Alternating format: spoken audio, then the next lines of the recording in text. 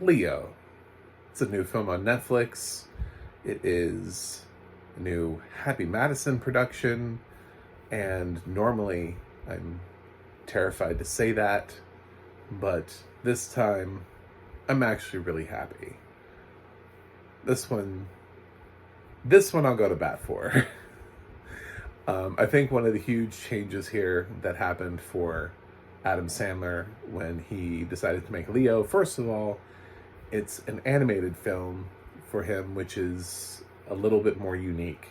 I am actually a fan of Eight Crazy Nights. I actually do remember it from way back in the day. I used to work at movie theaters. It was back when I could see. That standee was nuts. For any of you movie theater people who have ever built a standee before, Eight Crazy Nights, I'm telling you, is one of the top 10 most insane standees to have ever been built.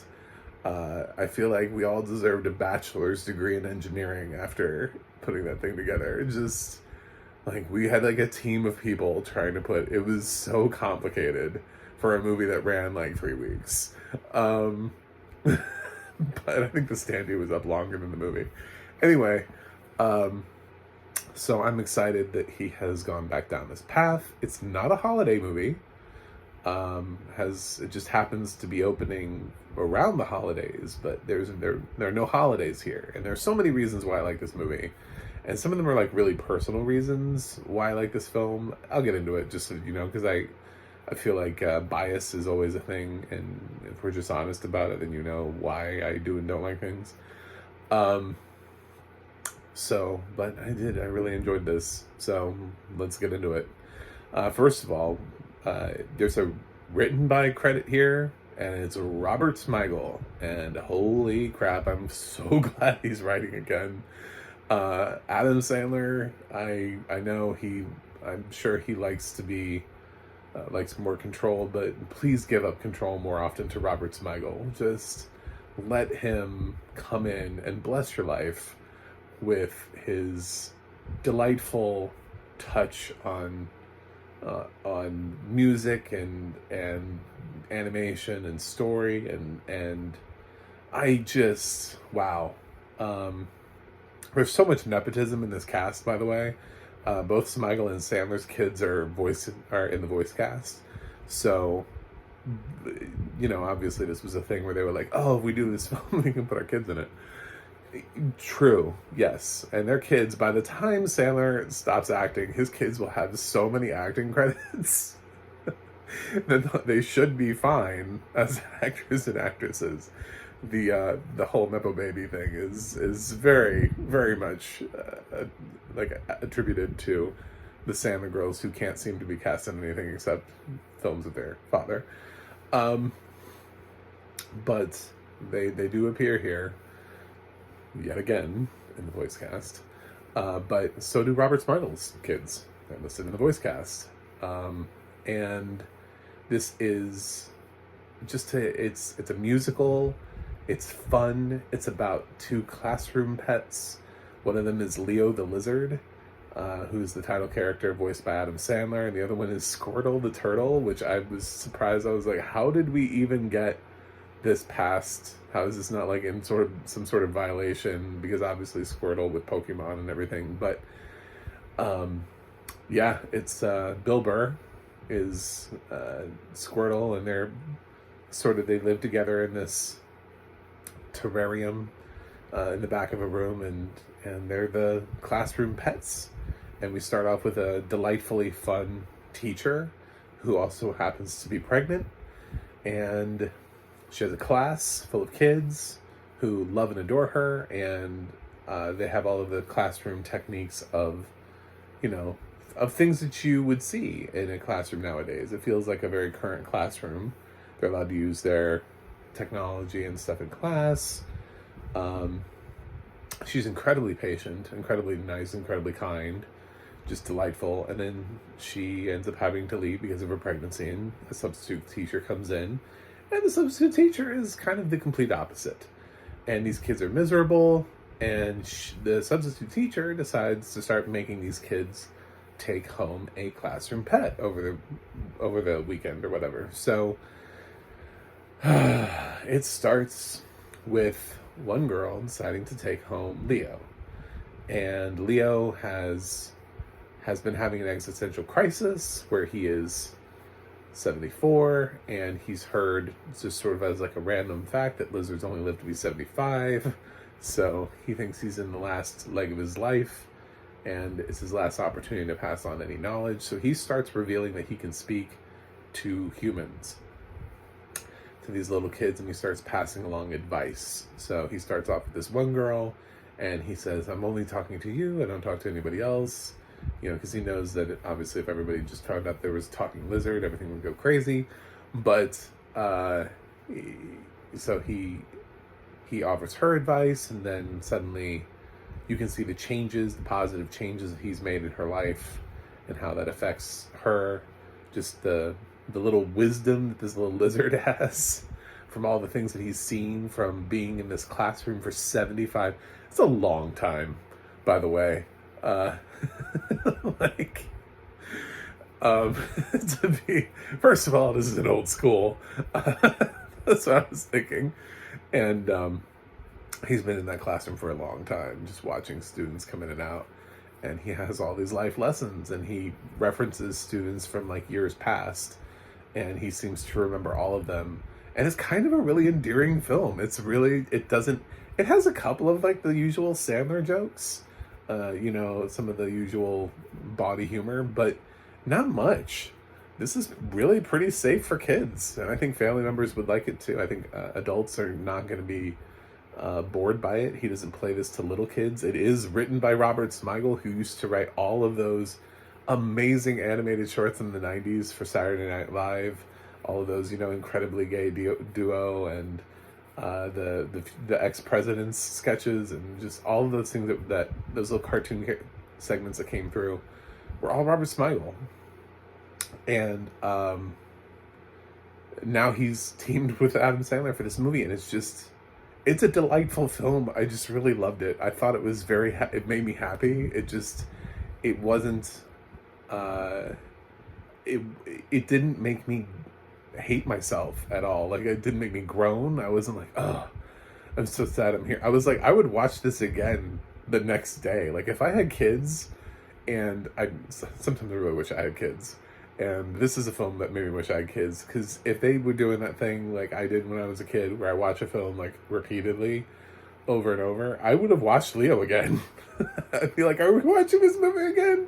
Let's do this. Let's get up in this. I thought it was delightful. I don't know if it rewrote the book on animation. This is not WALL-E or something like that, or Up or Toy Story. It's not going to change the future of animation. I feel like somebody would come and punch me in the face if I said this is the best animated feature of the year, but it certainly was the most enjoyable. Like, I never stopped to question anything. I never stopped to think about, should I be critiquing this? What's the upside or downside? I just kind of lost myself in a film, and it's so pleasant to be able to do that. To just kind of be able to sit back and watch, because oftentimes when you're doing this as a critic, you're thinking about like, ooh, I can't believe they did that. Oh, that's it's gonna be a demerit on this film. They use the word demerit, so now I'm gonna use the word demerit in this film. Anyway, yeah. So I just had a really nice, delightful experience with this film. It didn't hurt the fact that as a kid, one of the places I grew up in was Fort Myers, and this film takes place in Fort Myers, which is so random because it's not that major of a city, but it's funny that this film takes place in Fort Myers, Florida, which they even say by saying Fort Myers Elementary, which I don't think is a thing, but maybe it is. Maybe there actually is a Fort Myers. I mean, there were actually like elementary schools like Allen Park and Tanglewood and some other schools down there, but yeah, I do know my history. Shout out to anybody from Fort Myers watching my videos right now. Anyway, I think I just proved the fact that I've been to Fort Myers. And I love that aspect of it. And the funny thing was, it was in Florida that I had a classroom pet that I had to take home as a guinea pig. But, they do have a scene where they meet, during a fire drill, they meet all the other classroom pets from all the other classrooms. And of course there are things like bunnies and just other kinds of pets that are in other rooms, and we had pets, and some of them stayed in the room. One classroom I had a snake, and nobody took that snake home.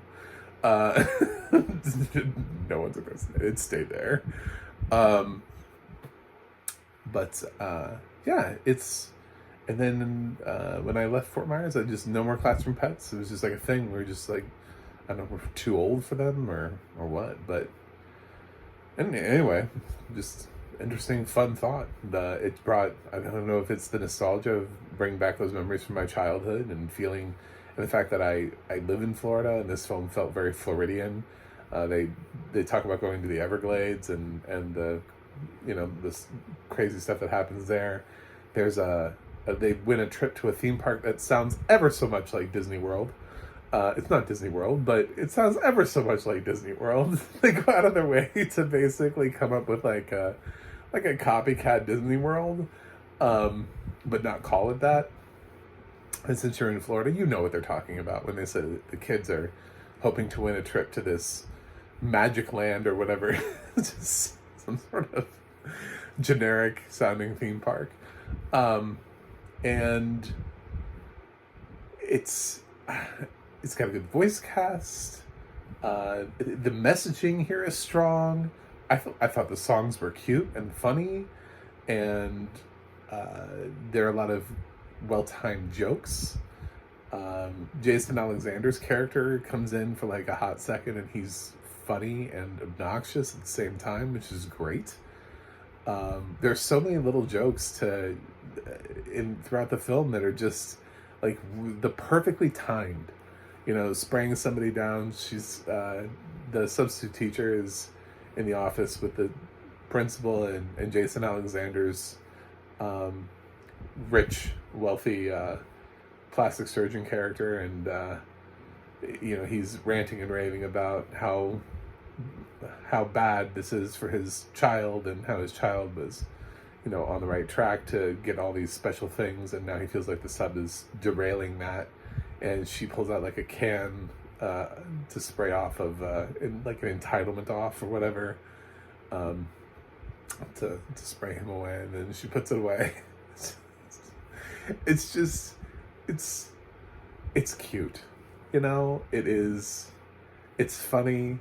It doesn't have a point of view in a way that it pushes and says, this generation is wrong, or this generation is wrong, or your viewpoints on this. It's not like a politically divisive movie. It doesn't have anything in there for people who are like, oh, I'm looking for, is this too woke? Is it not woke enough? Is it anything? It just isn't any of that. It just is. It is what it is. It's actually, for an Adam Sandler movie, I'm really impressed.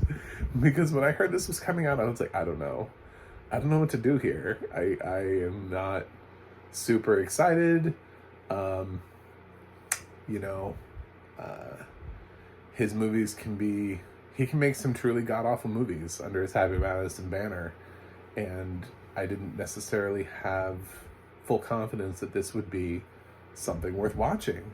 But damn it, I love this film. I love this film. It made me happy, and I've been sitting here for, I wouldn't say it's been 24 hours yet, but it's been close since I saw it, trying to think of a reason to not give this film an A, because I feel like the internet is going to be mad at me. And I'm like, fuck it, if the internet's mad at me, it's mad at me. I like this film. That's what this is for. So, it doesn't have a terrible reaction online. It's got like a 7 on IMDb, which is great for an Adam Sandler movie. I mean, that's like an Oscar for Adam Sandler to be above a 7. So, yeah, it's something that I feel like is validated. As far as the audio description goes, it's narrated by Jamie Lemchek and written by Liz Gutman, and it's just fantastic work.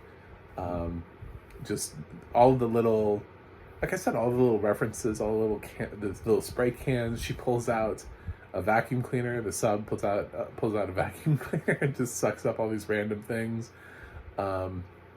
and we get sort of the notifications about all the different things that she sucks up, and how she sucks them up, and when she sucks them up, and Leo, and you know, he has these dreams of breaking out and having a life of adventure, but he's a lizard, and he's 74, and he moves really slow, and I love the detail at which how slow he moves when he moves, and we wait for him to move. I think all that is really cute and really clever. They find the perfect moments of humor in every part of this film, and it is just a delightful film to watch with your family this holiday season. If you've got your kids and they're home from school and you don't know what to watch Leo. I don't know that it would get. I feel like this is not going to be a Best Animated Feature nominee. I feel like this is the kind of film the Oscars don't nominate, because they don't nominate Adam Sandler movies. So I wouldn't bet on it, but I can't say that I didn't have fun, that I didn't actually enjoy the film, that I didn't get all the feels, and that there wasn't a single moment where I was sitting there going, "Oh, this is dumb. Oh, well, it lost me there. Well, I would have cut that." It's short. It moves quickly. The songs are cute. The songs are funny. They're not bangers, but they're not really meant to be. They're sort of jokey little songs. They're cute little songs that work in the moment. Your kids are not going to be running around the house singing, "Let it go, let it go." No, none of that is in here. Don't worry about that. Yeah, there's nothing in here that's going to be repeated, but like within the moment, they all feel like they're the right songs for the moment. So, just a wonderful little film that totally surprised me, and I gotta say, with fantastic audio description, this was a pleasure. This was a surprise. I was not ready to be surprised by this film. I was thinking I was going to come in here and be like, "It's Adam Sandler, Happy Madison again, and just garbage. And he's got these fart jokes and just full of just, and now he's trying to push it on your kids, and I don't know if it's Robert Smigel that really brought this film home for him, but however we got here, and I'm going to give Leo an A. I've given some films an A this year that I feel like no one else has given an A to this year, so that's totally fair and totally valid, but I don't really care. I didn't come here to agree with everybody else on the internet. I came here to say what I think, and maybe it's what you think. Maybe it's not, but at least I told you why I thought it in the most honest way possible, without trying to get through it in the overly obnoxious way that some YouTube critics do by overly editing their videos to death. Anyway, thanks for watching. Thanks for subscribing. Please click subscribe. I'm trying to break 200 this year. I'm really close, so it would be nice. And yeah, I have a website, MacTheMovieGuy.com. You can follow me on X, Threads, or Instagram, MacTheMovieGuy. You can go to the audio description project, adp.acb.org. It'll let you know what has audio description, where you can watch it. And you can go to the ADNA.org. That's the ADNA.org. And you can look up Liz Gutman and Jamie Lemchek and see more about what else they have worked on before. Both of them have done quite a lot. So, other things this year, too. Anyway, that's it. Hopefully, I will see you again, because you'll click that subscribe button. I post lots of reviews and talk about audio description as much as humanly possible as we can on the internet. And I'll see you guys on the other side.